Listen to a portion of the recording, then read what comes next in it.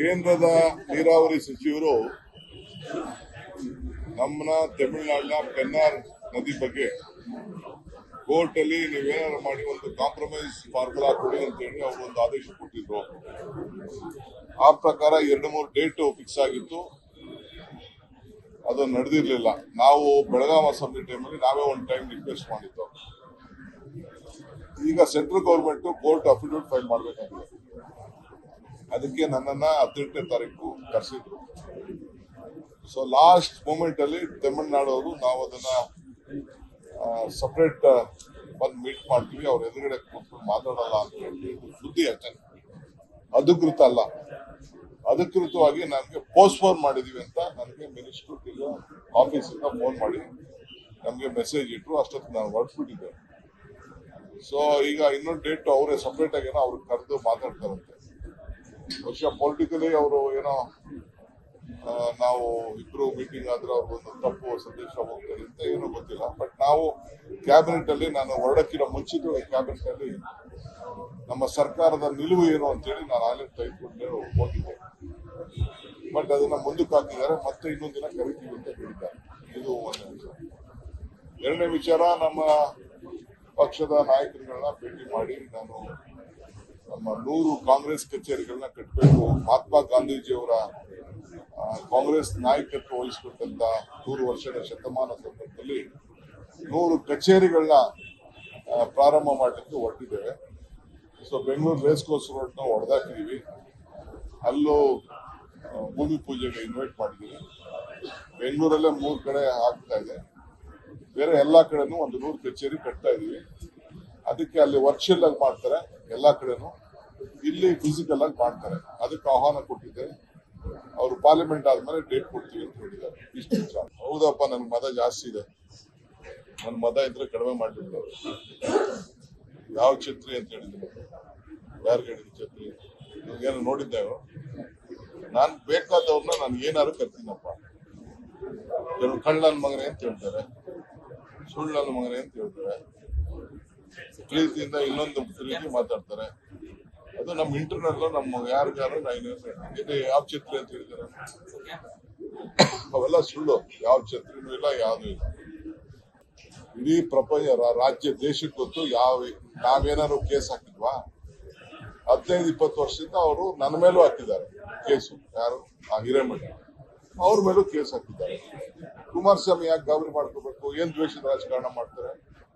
Court ಆಫೀಸರ್ಸ್ಗೆ directions ಕೊಟ್ಟಿದ್ದಾರೆ. ಇಲ್ಲೇನೂ ಕೂಡ ಎಲ್ಲ ಆಫೀಸರ್ಸ್ ಲೋಕಾಯುಕ್ತರೆಲ್ಲ ಕೇಸ್ ನಡೆದಿದ್ದು ನನ್ಗೆ ನೆನ್ಪಿಟ್ಟು ನಮ್ಗೆ ಡಿಟೇಲ್ ಗೊತ್ತಿಲ್ಲ. ಸೊ ಹಾಕಿದ್ದಾರೆ. ಸಿದ್ದರಾಮಯ್ಯ ಏನ್ ದ್ವೇಷ ಮಾಡ್ತಾರೆ, ನಾವೇನ್ ದ್ವೇಷ ಮಾಡ್ತೀವಿ? ದ್ವೇಷ ರಾಜಕಾರಣ ಅಡಗಿರೋದು ಅವರ DNA ಲಿ.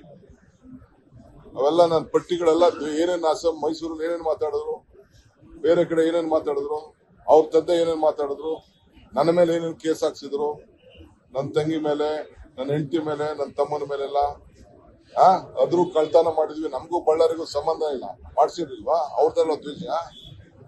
ಸುಮ್ನೆ ನಾವ್ ಆಯ್ತು ಅಂದ್ಬಿಟ್ಟು ಜೊತೆಗೆ ಸರ್ಕಾರ ಮಾಡಿದ್ವಿ. ಸುಮ್ನೆ ಮರ್ಯಾದೆಗಿದ್ರೆ ಅವ್ರಿಗೂ ಕ್ಷೇಮ ಆಗಿದೆ. ಈಗ ರಾಮನಗರ ಹೆಸರು ಬರಬಾರ್ದು ಅಂತ ಹೇಳ್ಬಿಟ್ಟು ಯಾರು ಭೇಟಿ ಮಾಡಿದ್ರು ಅಂತ ಗೊತ್ತು, ಏನ್ ಮಾಡೋದು ಅಂತ. ಕಾನೂನಲ್ಲಿ I am telling you, constitution ಅಲ್ಲಿ ಯಾರು ಕೇಳುವಂತ ಅವಶ್ಯಕತೆ ಇಲ್ಲ. ಏನೋ ಇನ್ಫಾರ್ಮ್ ಮಾಡ್ಬೇಕು, ಒಂದು ಸರ್ಕ್ಯುಲರ್ ಇತ್ತು, ಅದಕ್ಕೆ ಇನ್ಫಾರ್ಮ್ ಮಾಡಿದ್ದಾರೆ ಅಷ್ಟೇ. ನಮ್ಗೆ ಅದನ್ನ ಮಾಡೋದು ಹೆಂಗೆ ಅಂತ ಗೊತ್ತು. ನಮ್ಗೆ ರಾಮನಗರ ಜಿಲ್ಲೆನ ಯಾವ ರೀತಿ ಬದಲಾವಣೆ ಮಾಡಬೇಕು ನಮ್ಗೆ ಗೊತ್ತಿದೆ, ನಾವು ಮಾಡ್ತೀವಿ. ಅದು ಒಳ್ಳೆ ಸುದ್ದಿ. ಇದು ರಿಯಲ್ ಎಸ್ಟೇಟ್ ಇದಕ್ಕೆಲ್ಲ ಬದಲಾಯಿಸಕ್ ಹೋಗಿದ್ರು. ಹೌದು, ರಿಯಲ್ ಎಸ್ಟೇಟ್ಗೆನೆ ನಮ್ ಬೆಂಗಳೂರು ಜನ ಏನು, ನಮ್ ಕನಕಪುರ ಜನಕ್ಕೇನು ಚನ್ನಪಟ್ಟ, ರಾಮನಗರ, ಮಾಗಡಿ ಇವ್ರಿಗೆಲ್ಲ ಎಲ್ಲ ಅನುಕೂಲ ಆಗ್ಬಾರ್ದಾ? ನಿಂಗ್ ಮಾತ್ರ ನೀವ್ ಯಾಕೆ ಬಂದ್ರಿ ಅಲ್ಲಿಂದ ಬೆಂಗಳೂರಿಗೆ? ನಮ್ದು ಬೆಂಗಳೂರು ಜಿಲ್ಲೆ ರೀ, ನಮ್ ಜನ ಬದುಕ್ಲಿ ರೀ. ಐ ಆಮ್ ಫಾರ್ ಬೆಂಗಳೂರು ಜಿಲ್ಲೆ ಜನ.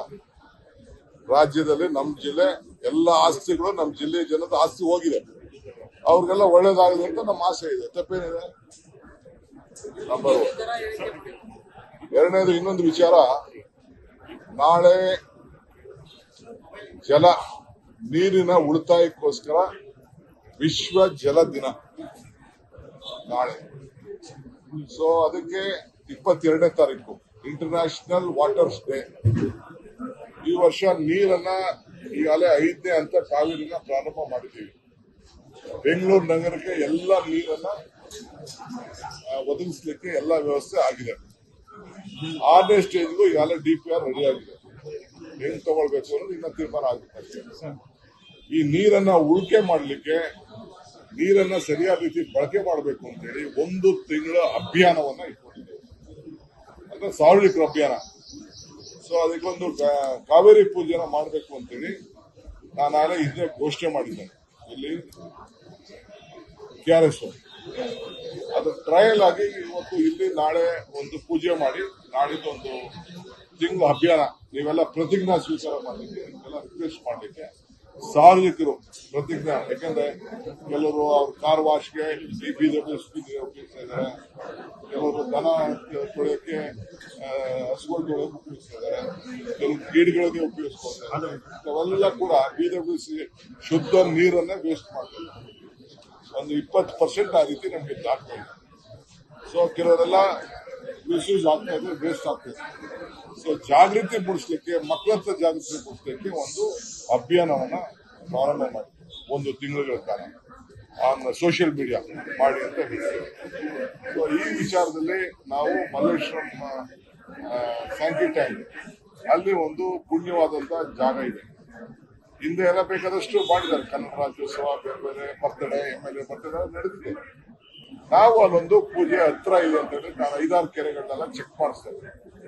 ಸೊ ಇಲ್ಲಿ ಒಂದು ಕಾವೇರಿ ಪೂಜೆ ಮಾಡಿಬಿಟ್ಟು ನೆಕ್ಸ್ಟ್ ಡೇ ಇಂದ ಆರತಿ ಮಾಡೋದು. ಓನ್ಲಿ 1 ಡೇ ಪ್ರೋಗ್ರಾಮ್ ಮಾಡ್ತಾ ಇದ್ದೀವಿ.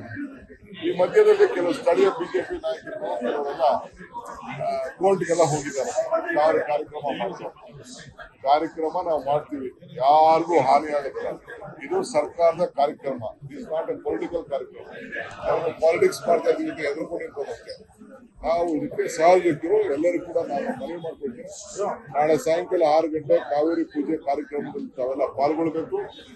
ತಾವೆಲ್ಲ ಆಶೀರ್ವಾದ ಮಾಡಬೇಕು, ನೀರನ್ನು ಉಳಿತಾಯ ಮಾಡಬೇಕು. ಅಭಿಯಾನದಲ್ಲಿ ನೀವೆಲ್ಲ ಪಾಲ್ಗೊಳ್ಬೇಕು.